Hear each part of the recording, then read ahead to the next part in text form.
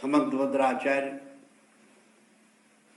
तव गुण शासन विभो दोषक शासन प्रभाव शासन। इस सारे विशाल विश्व के अंदर इस कलयुग में भी तीर्थंकर वृषभ से महावीर तक इनका जो अहिंसा सिद्धांत है, कलयुग के अंतिम क्षण तक उसका प्रभाव रहेगा। आप जानते ही हैं,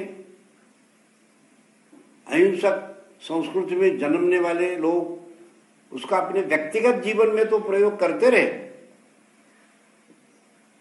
भगवान महावीर ने अपने जीवन पर और दूसरे के जीवन को भी रास्ता दिखाने के लिए अहिंसा का प्रयोग किया। इसी अहिंसा सिद्धांत को, अहिंसावाद को लेकर महात्मा गांधी ने सारे विशाल विश्व के अंदर उसका प्रयोग करते रहे। अपने जीवन पर भी वो अहिंसा का प्रयोग करते रहे। भगवान महावीर की अहिंसा जो उत्तरोत्तर अत्यंत सूक्ष्मतर और सूक्ष्मतर विषय है, जो शब्दों के द्वारा कथन नहीं किया जा सकता, बताया नहीं जा सकता, वो अनुभवगम्य है, ऐसी वो अहिंसा है। परंतु महात्मा गांधी जी ने जो अहिंसा का प्रयोग कर दिया वो अत्यंत स्थूल रूप से, जो अनपढ़ लोग हो, झोपड़ी वाले हो, गंवार हो, बालक हो, स्त्री हो, वृद्ध हो, सूरदास हो, सभी लोगों के लिए अहिंसा आंदोलन छेड़ा और उसमें उनको बहुत बड़ा यश भी मिला।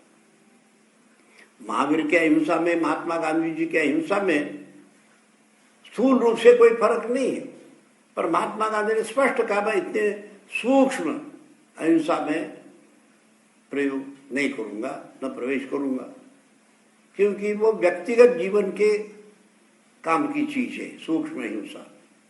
और स्थूल अहिंसा मानव मात्र के कल्याण के लिए, एक राष्ट्र दूसरे राष्ट्र से मैत्री कैसे जुड़े, एक राष्ट्र दूसरे राष्ट्र कैसे परोपकार करे, एक व्यक्ति दूसरे व्यक्ति पर कैसे अहिंसक प्रयोग करके मैत्री जुड़ा दे।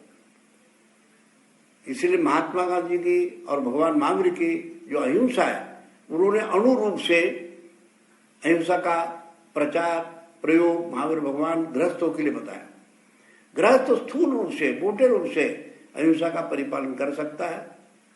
सूक्ष्म अहिंसा गृहस्थ घर में रहकर करना बड़ा मुश्किल है, क्योंकि रोज के अंदर उसका प्रपंच जीना है इस लोक में, तो अत्यंत सूक्ष्म नहीं अहिंसा का प्रयोग अपने जीवन में कर सकता है, स्थूल रूप से कर सकता है। क्यों?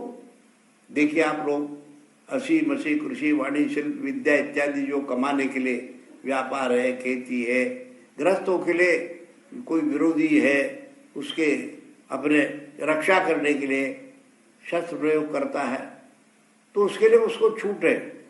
ये नहीं कि आप कोई अन्याय बर्दाश्त करें, ये गृहस्थों के लिए खास तौर से कहा।